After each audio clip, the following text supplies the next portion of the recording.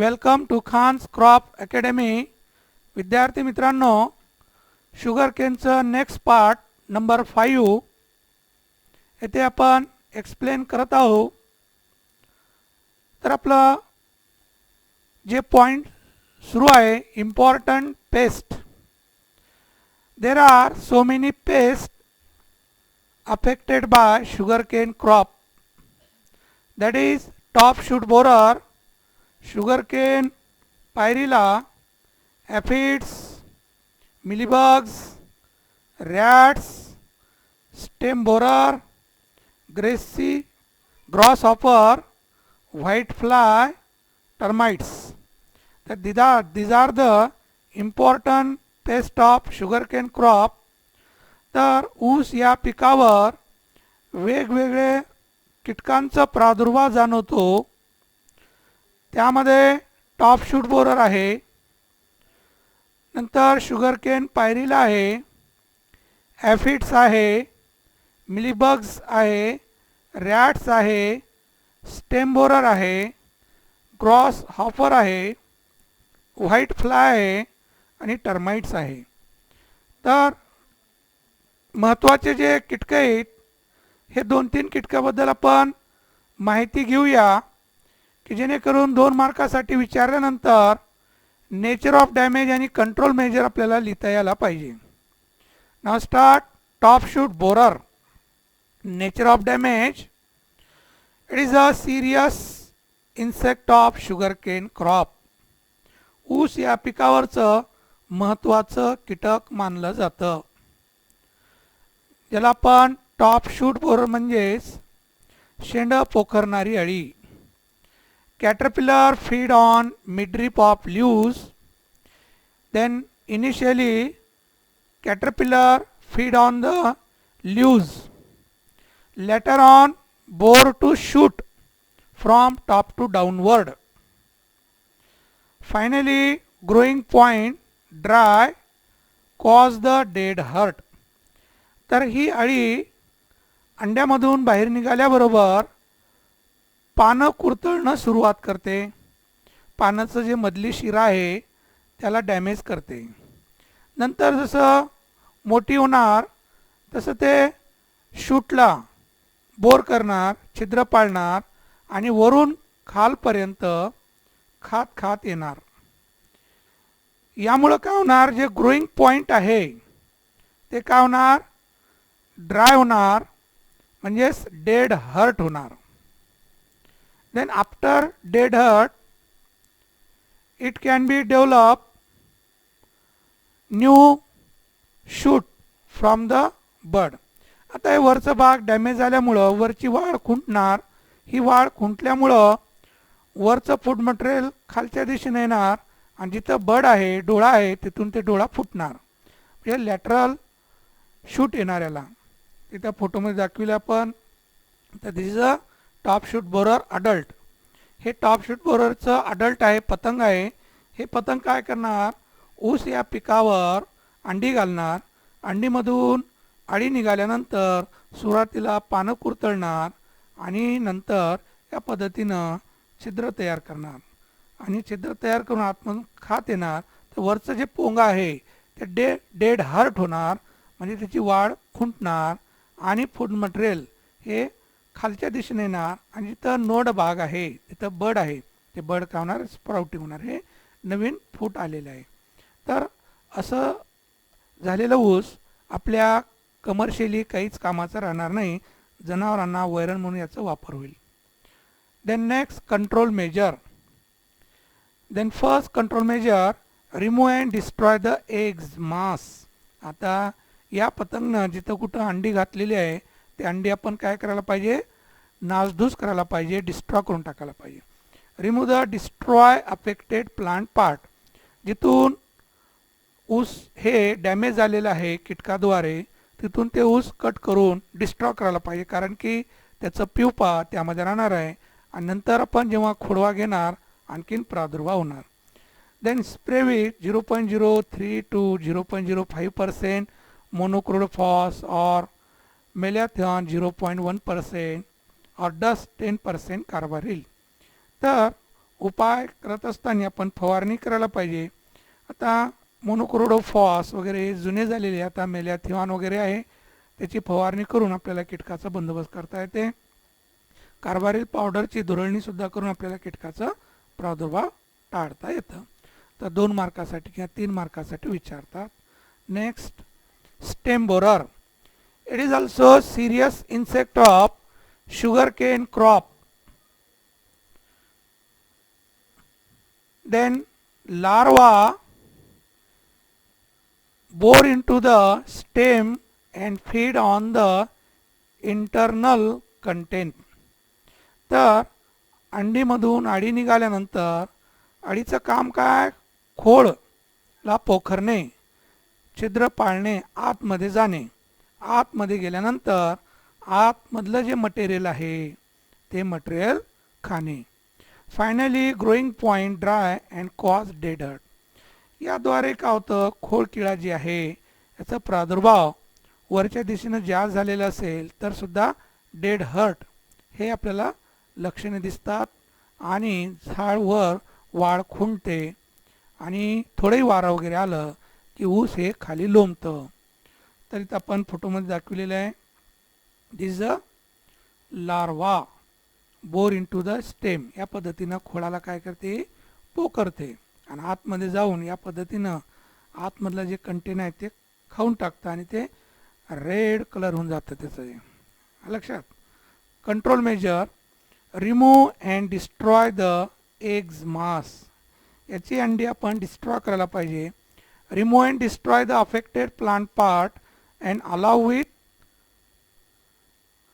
With caterpillar. तर जे damage झालेलं झाड आहे ते असं त्याला डिस्ट्रॉय करून टाका की त्याच्यामध्ये ती कॅटरपिलर राहणार, म्हणजे लार्वा राहणार, अळी येणार आणि त्याचं तो भाग जे आहे ते डिस्ट्रॉय करून टाकायचं. स्प्रे 0.03 to 0.05% मोनोक्रोडोफॉस और malathion 0.1%. Dust 10% carbaryl. Use healthy set for planting and avoid ratooning. तर आपण काळजी घ्यायला पाहिजे. बेनं जेव्हा निवडतो आपण तेव्हाच आपण ते जे ऊस आपण बेण्यासाठी वापरत आहोत त्या ऊसावर कीटकाचा प्रादुर्भाव झालेला नसायला पाहिजे. असंच बेनं आपण निरोगी बेनं निवडायला पाहिजे. नंतर आपण याचे लक्षणे दिसताच म्हणजे कीटकाचा प्रादुर्भाव जाणवताच तेव्हा आपण काय करायला पाहिजे? फवारणी करायला पाहिजे. 0.03% to 0.05% मोनोक्रोडोफॉस किंवा 0.1% मेलॅथिऑन आणि डस्ट 10% कार्बारिल. तर धुरळणीसुद्धा कार्बारिलची आपण 10% प्रमाणामध्ये करू शकतो आणि या कीटकाचा प्रादुर्भाव टाळू शकतो. Next important insect of sugar Kane crop, that is a sugarcane pyrrhilla. It is a serious sucking insect of sugarcane crop. Then adult suck the cells from the leaves. Then affected leaves get dry. It also secretes the honeydew-like substance on which black fungus develop and leaves become black. तर उसावरचं महत्त्वाचं कीटक आहे. आपण फोटोमध्ये बघणार आहोत. हा जो अडल्ट आहे हा त्याच्यापेक्षा आणखी मोठा आपण दाखवलेला आहे. याचं जे तोंड आहे हे अंकुचीदार असतं, टोकदार असतं, सुईसारखं त्याचं टोक असतं आणि तो तोंड या ल्यूजच्या मिडरीमध्ये टाकून आतमधलं रस शोषण करतं. जिथं जिथं रस शोषण केलेला भाग आहे तिथं हे लाल रंग पांढरट कलर तयार होतं. आणि जास्त या कीटकाचा प्रादुर्भाव झालं असेल तर अशा वेळेस हे पानं पूर्ण काय होणार? ड्राय होणार. कारण आतमधला रस त्यांनी शोषण करून घेणार आणि हे पानं पूर्ण पांढरे शुभ्र होणार आणि वाळून जाणार.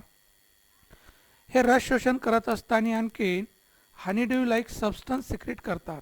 त्याचा एक्सक्रेटा ते खालच्या पानावर किंवा जिथं त्यांनी सिक्रेट करत आहे तिथं हनीड्यू लाईक सबस्टन्स सिक्रेट होतं आणि तिथं पानं चकाकतात आणि त्या हनीड्यू लाईक सबस्टन्सवर ब्लॅकिश फंगस म्हणजे काळी बुरशीची वाढ होते आणि पान हे फोटोसेन्स रिॲक्शन बंद पडते.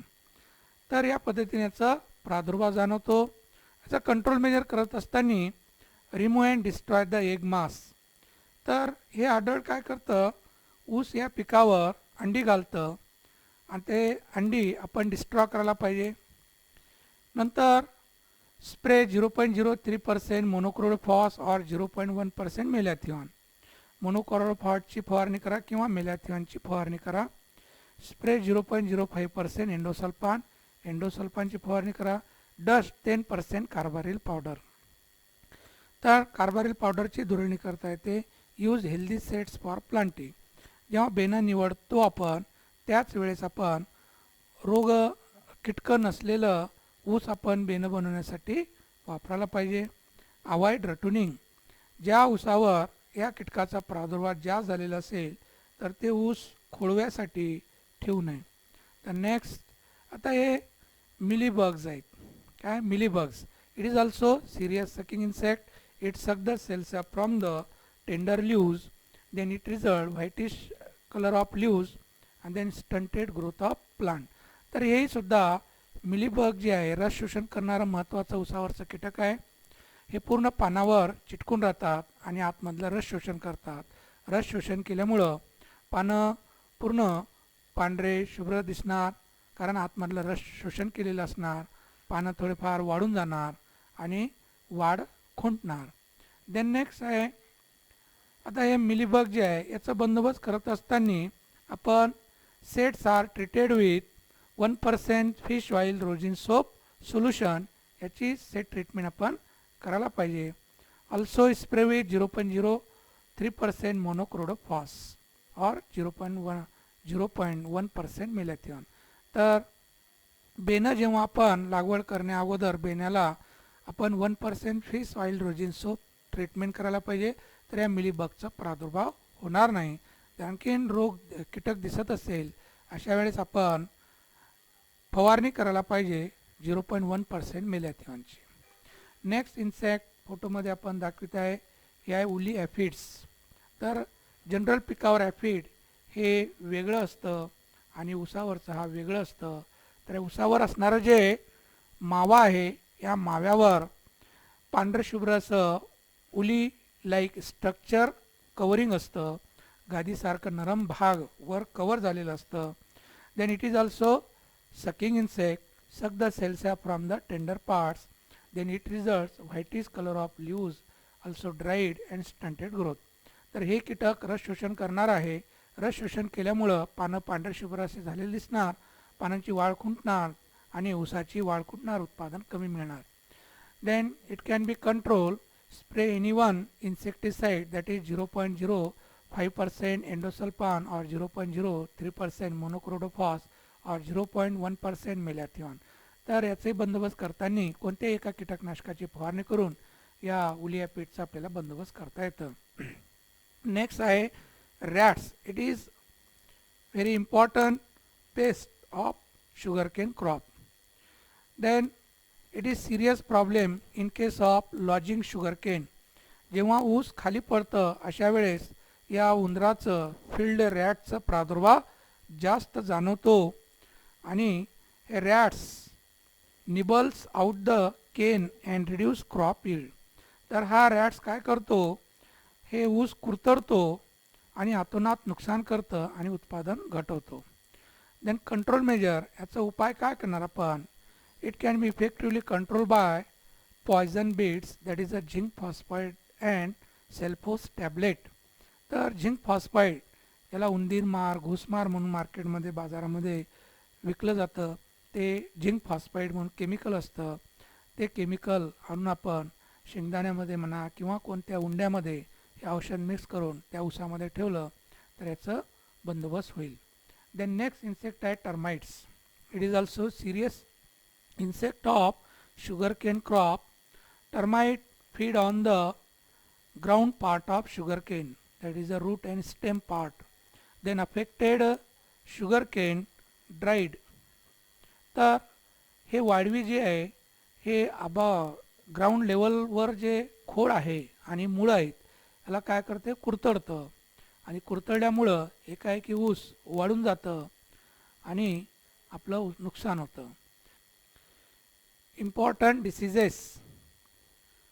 Then serious disease of sugarcane, that is a two type of diseases in sugarcane crop, that is a fungal diseases and viral diseases. Then fungal diseases, whip smut, red rot and rust, these are the fungal disease. हे बुरशी रोग आहेत. Then viral diseases, twisted top, greasy shoot and mosaic, these are the viral diseases, विषाणू रोग आहेत. तर ऊस या पिकावर दोन टाईपचे रोगांचा प्रादुर्भाव जाणवतो, फंगल डिसीज आणि व्हायरल डिसीज. तर आपण वन बाय वन एक्सप्लेन करणार आहोत. तर first, whip smut. It is a serious fungal disease of sugarcane. हा महत्त्वाचा बुरशीजन्य रोग आहे. In this disease, long whip-like structure is come out from the growing point. तर ज्या ऊसावर या रोगाची लागण झालेली आहे तो ऊस काय करतं, जे मुख्य जे गाभा आहे, पोंगा जी आहे, ते लॉंग ट्युब्युलर स्ट्रक्चर तयार होतं आणि त्याच्यामध्ये ब्लॅकिश फंगस ग्रो झालेली असते. तिथं फोटोमध्ये आपण बघत आहोत हे लॉंग ट्युब्युलर स्ट्रक्चर ज्या ऊसावर या रोगाचा प्रादुर्भाव झालेला आहे तिथं या पद्धतीनं हे रोग झालेलं दिसतं. नंतर हे आपण आणखीन सेकंड फोटोमध्ये हे लार्ज साईजचं दाखवलेलं आहे. हे ट्युब्युलर स्ट्रक्चर व्हिप लाईक म्हणजे चाबूकसारखं, यालाच आपण चाबूकखानी असा रोग म्हणतो. तर निमुळतं भाग असतं शेवटी आणि पूर्ण याच्यामध्ये काजळी भरलेली असते, म्हणजे त्याचे स्पोर्स असतात. It cause by ustilago sacchari fungi. तर मायक्रोऑर्गॅनिझम जे आहे ते स्टिलॅगो सॅक्री या नावाचा फंगस आहे. It is covered by black powder of fungus. पूर्ण ब्लॅकिश पावडर त्यामध्ये ट्युब्युलर स्ट्रक्चरमध्ये असतं. It is affected on the growth and yield. तर वाढ थांबते आणि उत्पादन घटतं. हे रोग झाल्यानंतर पुढची वाढ पूर्ण ऊसाची थांबली जाते आणि उत्पादन घटतं. Then control measure, remove and destroy the affected plant without destroy the whip smut. तर जिथं रोग झालेला आहे ज्या झाडावर त्यावरचं जे व्हिप स्मट जे आहे पोर्शन ते असं कट करून घ्या की जेणेकरून ते फुटणार नाही आणि स्पोर्स जमिनीवर पडणार नाही. Grow the disease resistant variety. रोग प्रतिकार असणाऱ्या जातीची लागवड करणे. Use healthy sets for planting. बेना आपण निरोगी निवडायला पाहिजे. ज्या ऊसावर रोगाचा प्रादुर्भाव नाही अशाच ऊसापासून बेनं बनवायला पाहिजे. Treat the seed sets with fungicide like agallol और सेरेसन. बेण्याला बेने प्रक्रिया करायला पाहिजे, फंजिसाईडची अगॅलॉल और सेरेसन. तर या रोगाचं बंदोबस्त होईल. Avoid the ratooning. ज्या शेतामध्ये या रोगाचा प्रादुर्भाव जाणवत असेल तर खोळवा त्या पिकाचं घेऊ नये. Next disease, that is a rust. हा रस्ट डिसीज आहे. It is also serious fungal disease of sugar cane. Then reddish brown spot found on the leaves, then serious affected leaves dried and then reduce the yield of crop. तर ज्याला आपण तांबेरा म्हणतो, गव्हावर तांबेरा रोगाचा प्रादुर्भाव जाणवतो तसं ऊसावर सुद्धा रस्ट रोगाचा प्रादुर्भाव जास्त जाणवतो. तर जे ऊस रोगग्रस्त आहे अशा पानावर रेड कलरचे स्पॉट आपल्याला पिच्चुल्स आढळतात आणि हे पान नंतर वाळून जातं, पिकाची वाढ खुंटते. Then control measure, collect and destroy affected plant. Then grow disease resistant variety. Then use of disease free set for planting. Then spray sulphur powder और झायनेब. तर या रोगाचा बंदोबस्त करताना आपण एक तर रोग प्रतिकार असणाऱ्या जातीची लागवड करणे, रोगाचे जास्त लक्षण दिसताना हे पार्ट आपण काढून टाकायला पाहिजे शेतामधून. नंतर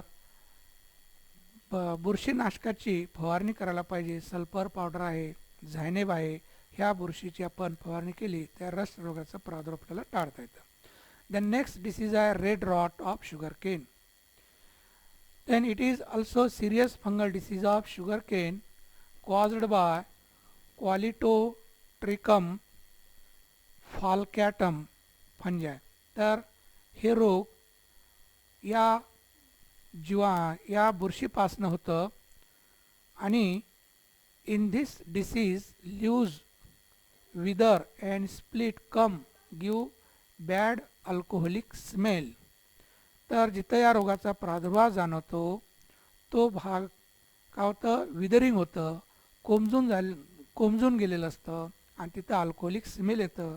आपण इथं फोटोमध्ये दाखवलेलं आहे. या पद्धतीनं पानाची जे मधली शिरा आहे हे सुद्धा लाल होऊन जातं आणि केनसुद्धा असं आपण स्प्लिट केलं तर पूर्ण आणि तो केन स्प्लिट झालेलं दिसतं, भेगा पडलेलं दिसतं त्याच्यावर. आणि त्या पण केन त्याला चिरून बघितलं तर आतमध्ये पूर्ण असं लालसर झालेलं दिसतं आणि अल्कोहोलिक स्मेल येतं. It also show red tissues with the white bands. तर पूर्ण टिश्यू लाल झालेले दिसतात आपल्याला. It affected on growth and yield of crop. तर उत्पादन घटतं यामुळं. Control measure remove and destroy affected plant. असं रोग दिसतात ते झाड काढून टाकायला पाहिजे. Grow the disease resistant variety. रोग व प्रतिकार असणाऱ्या जातीची लागवड करणे. Use healthy sets for planting. बेना आपला निरोगी असायला पाहिजे. Sets are treated with fungicide like agallol और सेरेसन. ॲगॅलॉल किंवा सेरेसनचं बेण्याला बेने प्रक्रिया करायला पाहिजे. Then avoid the ratooning. तर रटुनिंग घ्यायला नको असं रोगाचा प्रादुर्भाव जास्त जाणवत असेल तर. Then next grassy shoot. It is a serious viral disease of sugarcane crop. आता हे ग्रेसी शूट कसं आहे, व्हायरल डिसीज आहे हे. It is spread by aphids. It is also known as seed. It is a insect borne disease. तर कीटकाद्वारे होणारा हा रोग आहे. याचा प्रादुर्भाव जे आहे कीटकाद्वारे होतं म्हणजे ॲफिडद्वारे होतं. Infected plant produce larger number of thin leaves tillers like grass. Hence it is known as grassy shoot. आता जे रोगग्रस्त झाड असतं त्या रोगग्रस्त झाडावरचे पानं हे लहान लहान तयार होतात गवतासारखे आणि भरपूर त्याला खालून टिलरिंग आलेले असतात, फुटवे येतात आणि केन तयार होत नाही, म्हणून याला ग्रेसी शूट असं म्हणतात. It affect on the growth and yield. तर वाढ पण खुंटते आणि उत्पादनही घटतं. आता आपण फोटोमध्ये दाखवलेलं आहे किंवा भरपूर प्रमाणामध्ये पानांची संख्या आहे आणि हे कसं आहे टिलरिंग भरपूर आहे. तर याही पद्धतीनं भरपूर पानं आहेत, पानाची संख्या भरपूर आहे. याही फोटोमध्ये पूर्ण गवतासारखी वाढ झालेली आहे आणि याही पद्धतीनं आपल्याला या ग्रेसी शूटचं सिम्पटम लक्षात येतात, लक्षणे दिसतात. तर हे सगळे फोटो जे आहेत हे ग्रेसी शूटचेच आहेत. तर control measure अप्रूट and destroy affected plant. हे शेतामध्ये दिसताच आपण काय करायला पाहिजे, याला काढून टाकायला पाहिजे शेतामधून की जेणेकरून कीटकाद्वारे याचा प्रादुर्भाव होणार नाही. Then time to time control time to time control insect by insecticide. वेळोवेळी कीटकाचा प्रादुर्भाव टाळायला पाहिजे. Use disease resistant variety. रोगप्रतिकार असणाऱ्या जातीची लागवड करणे. Then sets are treated with hot water treatment for prevent the grassy shoot. तर गरम पाण्याची सेट ट्रीटमेंट करणं आवश्यक आहे. 52 ते 54 डिग्री सेल्सिअस एवढ्या गरम पाण्यामध्ये आपण अर्धा ते 2 तास आपण बेनं ठेवायला पाहिजे. तर हे कंट्रोल मेजर ग्रेसी शूटचे. तर विद्यार्थी मित्रांनो इथं आपण थांबूया. तर व्हिडिओ बघत असताना नोटबुक आणि पेन घेऊन बघायला पाहिजे. व्यवस्थित नोट करून घ्या आणि मन लावून व्हिडिओ बघा. तर इथं आपण थांबूया. थँक्स. जय हिंद, जय जवान, जय किसान.